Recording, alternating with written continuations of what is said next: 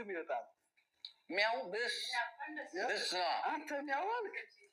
እኔ ውው ትላለህ እየነበረ ጠበቅኩት። ማለት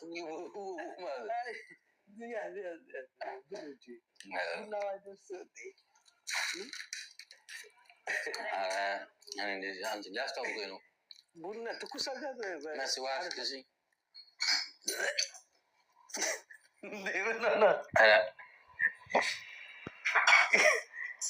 አረ ልጅ ብን ማራቅለሸለሸው መሲ አንተ እናት የታመቀ ዝም ብዬ እያስገባሁት ዝም ብዬ መሲ ውሃ ስጭኝማ ውሃ ስጭኝ ኧረ ዝም ብለሽ እንዴ ምን ሆነሽ ነው?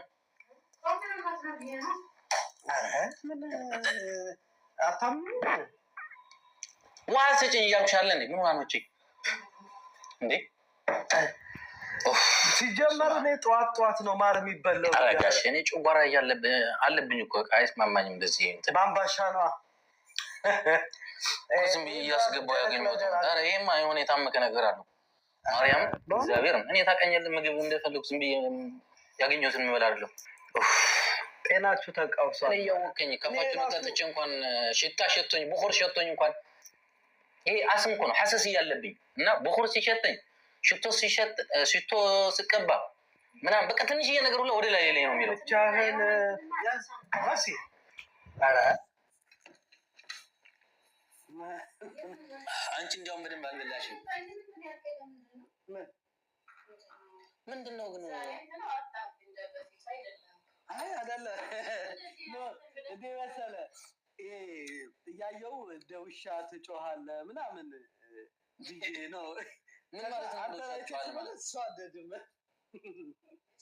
ማለት ሰው ምን ይባላል መሰለህ? ሰው የሚበላውን ነው የሚመስለው የሚባለው። የሰው መልኩ ሆዱ ይባላል። አዎ የሰው ሆዱ መልክ ምን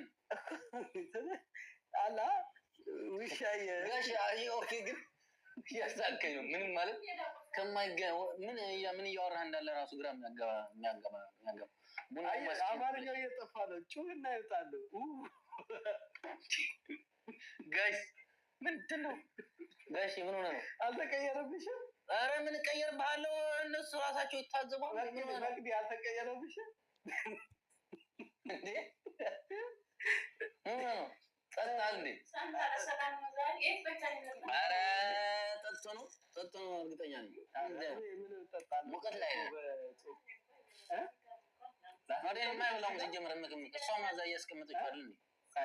እንደ ውሻ ጩህ ይለኛል እንዴ? አንድ ሚስት ነግራቸዋለሁ ቡና ልጠጣ ብዬ